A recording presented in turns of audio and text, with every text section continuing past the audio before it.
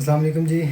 Pakistan versus India Asia cup super 4 का आज match खेला गया रिज़र्व डे पर, और इंडिया ने पाकिस्तान को तीनों डिपार्टमेंट्स में बिल्कुल आउट क्लास करते हुए डोमिनेशन के साथ इस मैच को 228 रन के बड़े मार्जिन से जीत लिया। आज जब मैच का आगाज़ हुआ तो सबसे पहले पाकिस्तान को सेटबैक हुआ हारिस रऊफ़ की फॉर्म में, जो कि इंजरी की वजह से मैदान में नहीं आ सके और तकरीबन वो एशिया कप से भी बाहर हो चुके हैं। उनको साइड स्ट्रेन है, जिसकी वजह से वो तकरीबन एक हफ़्ते की रेस्ट पर होंगे और शायद एशिया कप मज़ीद ना खेल सकें। इस न्यूज़ के बाद जब पाकिस्तानी टीम मैदान में उतरी तो उनकी बिल्कुल बॉडी लैंग्वेज, मैच में उनकी कोई इंटेंट ही नहीं थी मैच जीतने की, बॉडी लैंग्वेज बिल्कुल ज़ीरो थी, जिसका सामने वाली टीम ने भरपूर फ़ायदा उठाया। विराट कोहली ने एक बार फिर से साबित किया कि वो वाकई किंग हैं इस गेम के, और उन्होंने अपने रिकॉर्ड्स की टैली में भी इजाफा किया। फास्टेस्ट 13,000 रन बनाने वाले बैट्समैन बन चुके हैं, और पाकिस्तान के अगेंस्ट एक बार फिर से उन्होंने 47th 100 स्कोर किया। अब वो सचिन से सिर्फ 2 ही सेंचुरीज ओडीआई में पीछे हैं। 122 रन की उन्होंने इनिंग्स खेली। केएल राहुल, जो कि लास्ट मिनट उनकी टीम में शामिल हुए इस मैच के लिए, और वो इंजरी से वापस आ रहे थे, वो भी पाकिस्तान के आगे जम कर खेले और उन्होंने भी 100 स्कोर किया। दुनिया की तमाम टीम्स के जब भी कोई बैट्समैन इंजरी से वापस आए तो उनको कोशिश करनी चाहिए कि पाकिस्तान के साथ सीरीज़ खेलें, ताकि हम उस प्लेयर को फॉर्म में जल्द से जल्द वापस ला सकें। क्योंकि लास्ट ईयर जब विराट कोहली फॉर्म में नहीं चल रहे थे तो यही पाकिस्तान की टीम थी, और इन्होंने एशिया कप में उनको वापस अपनी फॉर्म वापस दिलाई थी, वो कॉन्फिडेंस वापस दिलाया था, और उसके बाद से लेकर अब तक विराट कोहली अच्छे रन्स कर। रोहित शर्मा और शुभमन गिल ने तो कल अच्छी 50 स्कोर की थी। शुभमन गिल ने काउंटर अटैक किया था शाहीन पर, और शाहीन बिल्कुल तितर बितर दिखाई दी, उनकी बॉल पर स्विंग होना बंद हो गई और उन्होंने खूब रन्स खाए। हारिस रऊफ़ की जगह इफ्तिखार ने बॉलिंग की, और यहाँ पर एंड पर आपको एक और सेटबैक हुआ जब नसीम ने भी अपना आखिरी ओवर कंप्लीट नहीं किया, और वो ओवर भी इफ्तिखार को करना पड़ा, और 5.4 ओवर इफ्तिखार ने किए और 50+ रन इफ्तिखार ने दिए। एक दौर होता था कि हमारे जो प्लेयर्स होते थे वो स्ट्रीट स्मार्ट क्रिकेट खेला करते थे। अगर एक बैट्समैन स्पिनर को शॉट मारने के लिए बाहर आता है क्रीज से तो वाइड बॉल फेंकी जाती थी और उस पर वो स्टंप की कोशिश की जाती थी, और धोनी अपने पार्ट टाइमर से स्पेशली इस चीज़ को कई बार अप्लाई कर चुके हैं गेम में। और पाकिस्तान की बॉलिंग में बहरहाल ऐसा कुछ दिखाई नहीं दिया। स्पिनर इफ्तिखार को या शादाब के आगे जब भी कोई बैट्समैन छक्का मारने के लिए क्रीज से बाहर आया तो इन्होंने भी उसके बैट के नीचे बॉल फेंकी कि जनाब आप आ गए हैं बाहर तो अब मार दीजिए छक्का। ये पाकिस्तान का एटीट्यूड था बॉलिंग में।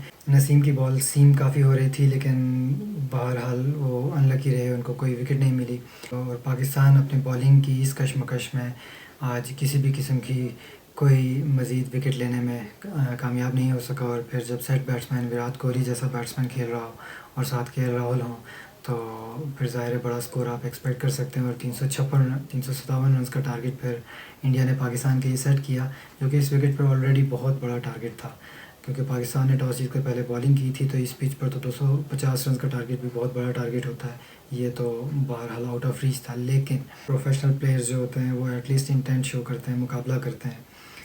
जब आप वर्ल्ड कप का फाइनल खेल रहे थे T20 का, तो वहाँ पर भी आपको पता था कि मैच आपके हाथ में अब नहीं रहा, लेकिन आपके बॉलर्स ने एटलीस्ट फाइट दिखाई थी। तो यहाँ पर आपके बैट्समैनों ने बिल्कुल कोई इंटेंट नहीं दिखाई। फील्डर्स की बॉडी लैंग्वेज बिल्कुल आउट थी। 11 के 11 प्लेयर्स, किसी ने भी फील्डिंग अच्छी नहीं की। तो जब आप बैटिंग पे आते हैं, फ़खर ज़मान, आई डोंट नो उनके मुर्शिद कौन है, कौन उनको मशवरा देते हैं कि आप जाकर रोक कर खेलें, जबकि आप एग्रेसिव प्लेयर, ऑर्थोडॉक्स प्लेयर हैं फ़खर ज़मान, और कोई पर्टिकुलर उनकी टेक्निक नहीं है।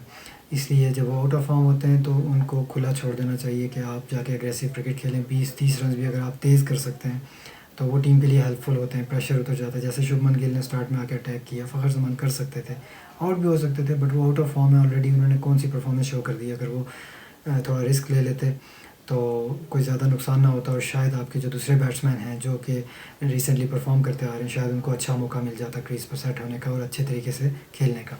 सेकेंडली वहाँ पे आपके पास ऑप्शन ये था कि प्रोबेबिलिटी थी कि 20 ओवर्स का मैच होगा, और 187 का तकरीबन टारगेट बन रहा था 4 विकेट्स पे, लेकिन पाकिस्तान ने किसी किस्म की कोई इंटेंट शो नहीं की कि हम उस टारगेट की तरफ जाएँ। इमाम जल्दी आउट हो गए, बाबर आजम आए, बाबर आजम ने भी उसके बाद बॉलिंग को बहुत ज़्यादा मिस किया। बुमराह ने बहुत बेहतरीन बॉलिंग की, उनकी बॉल दोनों साइड पे सीमर स्विंग हो रही थी। इंजरी के बाद जब वो वापस आ रहे थे और पिन पॉइंट बॉलिंग करवा रहे थे, ये देखकर अच्छा लगा।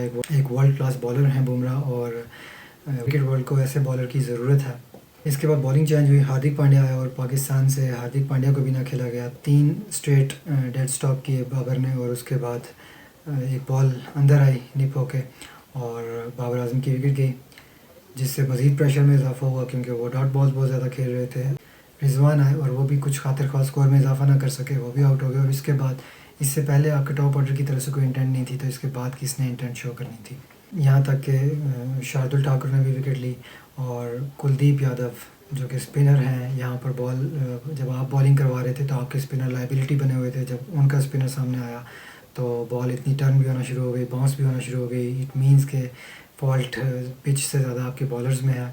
तो पाकिस्तान को ये चीज़ देखनी पड़ेगी, सिर्फ नामों के साथ नहीं खेल सकते आप। वाइस कैप्टन बना के आप एक प्लेयर को रेगुलर टीम में रखेंगे तो आपको फिर स्पिनर्स तो नहीं मिलेंगे पाकिस्तान में। आपने उस्मान कादिर ऑस्ट्रेलिया की टीम में खेल रहा था, वहाँ से आप उसको लेकर आए वापस और लाकर आपने उसको डग आउट में बिठा दिया, उसको मैचेस नहीं खिलाए। अभी वो पाकिस्तान ए टीम के साथ है।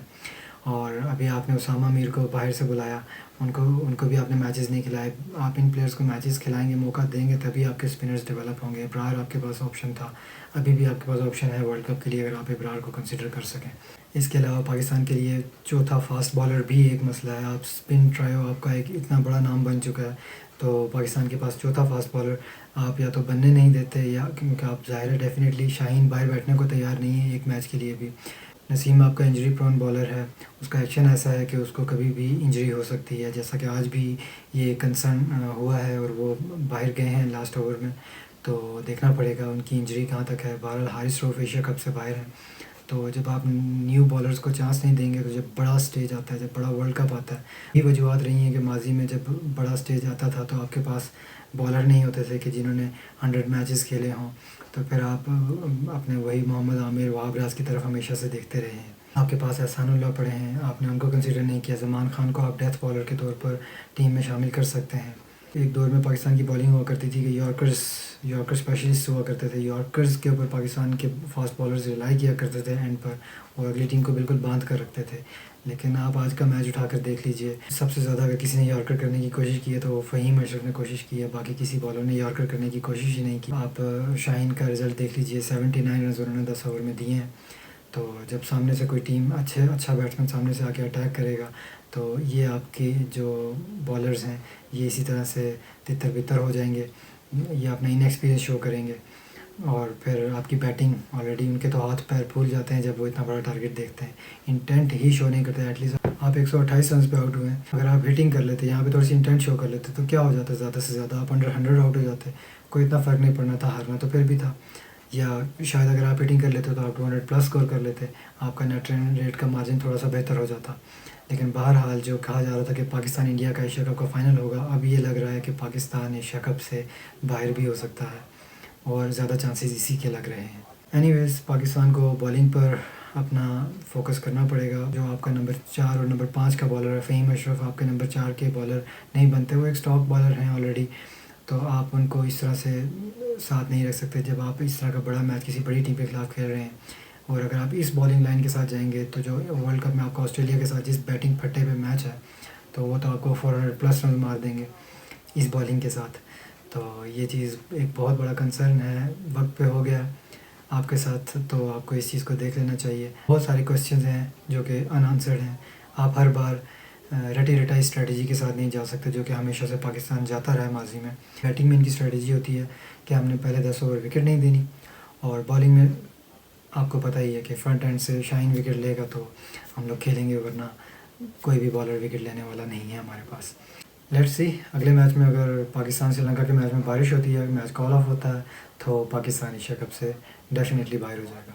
मिलते हैं आपसे एशिया कप में आगे नेक्स्ट मैचेस के रिव्यूज़ के साथ, तब तक के लिए अल्लाह हाफ़िज़।